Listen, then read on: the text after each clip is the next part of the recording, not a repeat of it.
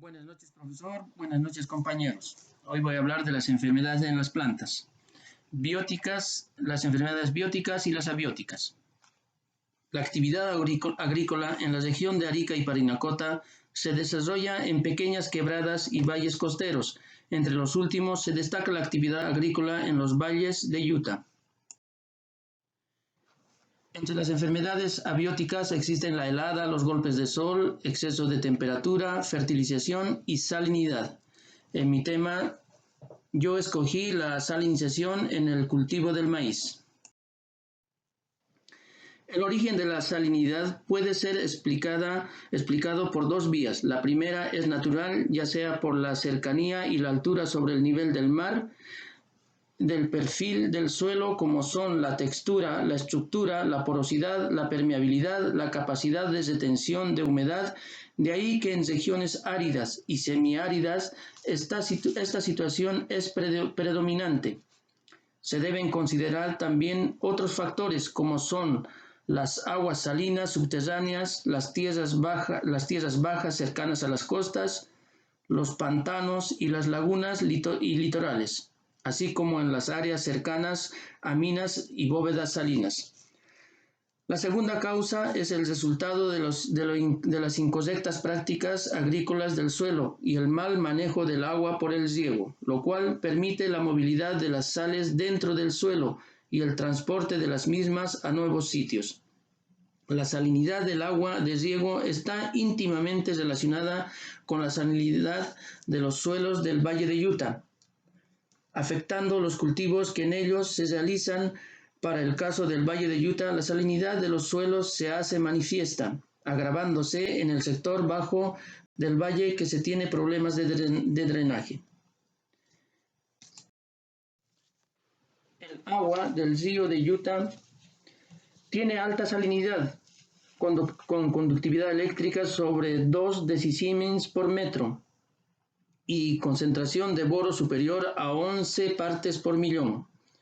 Situación motivada por los afluentes que tiene en su curso superior, que aportan alta salinidad y concentración de elementos químicos en niveles tóxicos para las plantas.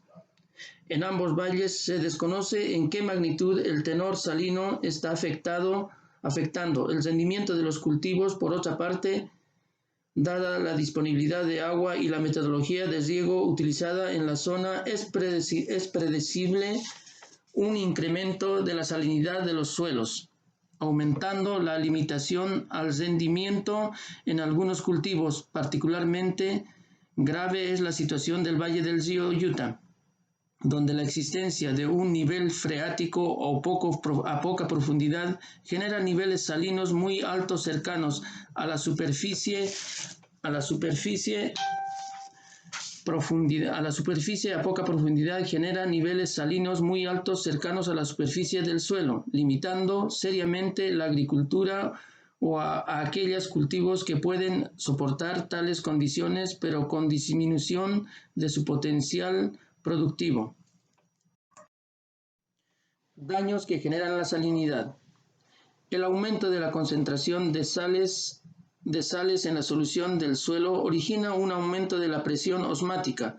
La planta necesita hacer mayor succión para absorber el agua del suelo, el cual significa una elevación del punto de marchitez y en suma de una disminución de la cantidad de agua disponible.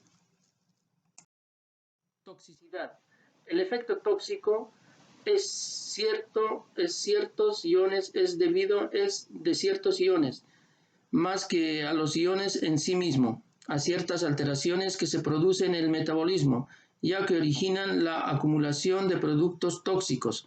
Los efectos generados por la toxicidad son originados a la fijación de ion sodio, ya que estos provoca un deterioro de las propiedades físicas del suelo, como su estructura y permeabilidad. Las respuestas de las plantas a la salinidad dependen de muchos factores, tales como la especie de las plantas, la textura y estructura del suelo, drenaje, clima y labores.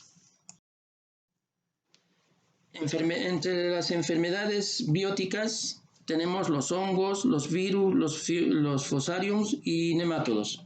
En el tema que yo escogí también es el fusarium en el cultivo del maíz. El Fusarium verticilloides mundialmente se distribuye alrededor de 70 especies de Fusarium. De ese universo, 4 son patogénicas para maíz y pueden perjudicar la planta, pero es imprescindible distinguir los modos de acción de cada especie, porque no todos provocan los mismos efectos en las plantas. Esas especies que son el Fusarium verticilloides es muy complejo y tiene 2 hábitos de crecimiento. Endófito. Vive dentro de la semilla, no produce síntomas, pero si se analiza la semilla, estas presentan las hijas crecen intercelularmente. Patógeno. Se mueve dentro de la planta y causa síntomas de pudredumbre y micotoxinas. Las hijas crecen intercelularmente. Para que se produzca la fase patógena, debe darse condiciones de estrés, sequía, inundación o algún otro factor que se presenta una condición adversa para la planta y que haga que en el hongo tenga un mejor contexto de crecimiento que la planta de maíz. Rutas de entrada y colonización del patógeno. Uno de los aspectos que favorece la infección y la alta incidencia del Fusarium verticilloides en el maíz es que el hongo utiliza múltiples rutas de entrada a la planta para colonizar distintos tejidos y de esa manera causa diversas enfermedades a lo largo de su desarrollo. La infección sistémica de las plántulas ocurre durante y desde la germinación de la semilla y a lo largo del establecimiento de la plántula, como el hongo sobrevive, ya sea en la semilla o en el suelo. Se encuentra estratégicamente posicionada para efectuar a la planta. El Fusarium verticilloides penetra de forma directa el pericarpio y las células de la epidermis de la raíz, 3 días después de que se siembran las semillas. Entre 25 y 30 días las raíces pueden mostrar síntomas de pudrición, dependiendo de la cantidad de inúculos y de los factores ambientales. La vía más común para que el Fusarium verticilloides infecte al maíz es a través del estigma, infección del tallo y el maíz por daño mecánico. Al alimentarse varios insectos plagados del maíz, horadan las mazorcas y los tallos de la planta.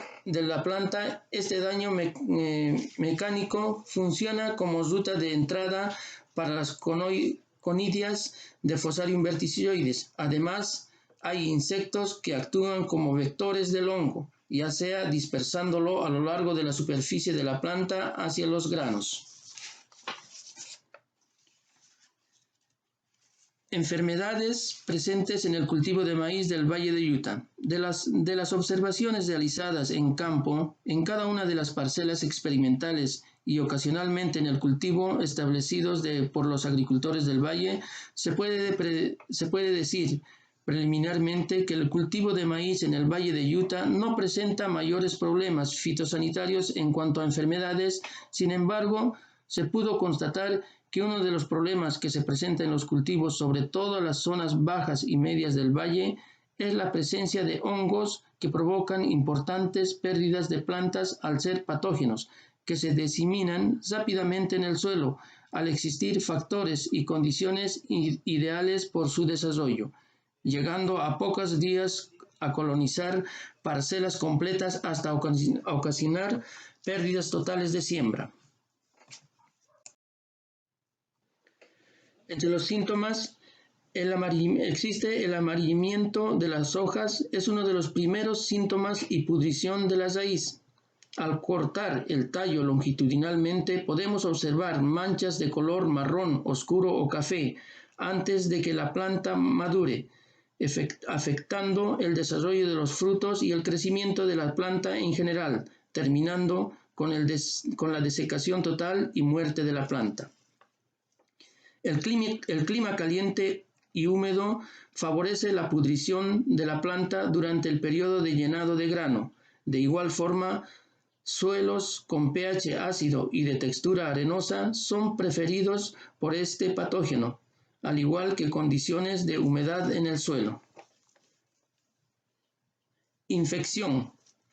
Puede sobrevivir hasta 3 años y se puede hospedar en residuos de cultivos o plantas vivas enfermas. El porcentaje de infección más relevante que podría llegar a afectar a la planta corresponde a la germinación de esporas que llegan por aire e ingresan en los estigmas. Sin embargo, en híbridos comerciales se ha probado la tolerancia de los mismos en infecciones naturales a campo. Con estas evidencias afirmamos que no se ha manifestado la fase patógena de Fusarium verticilloides transmitida desde la semilla y que la máxima infección provocada es por las esporas ingresadas. Control. Un tratamiento de semilla debe hacerse de forma adecuada con la dosis precisa para que sea efectiva y proteja a la semilla parcialmente contra las infecciones. Prevención. Para prevenir el Fusarium verticilloides se utiliza semillas, plantas saludables y de fuentes certificadas. Revise el campo, recoja y destruya cualquier planta enferma. También se ponen controles como las malezas en el campo y su alrededor como efecto borde para no contaminar de otros predios sembrados. Bueno, esa sería mi disertación. Profesor, gracias.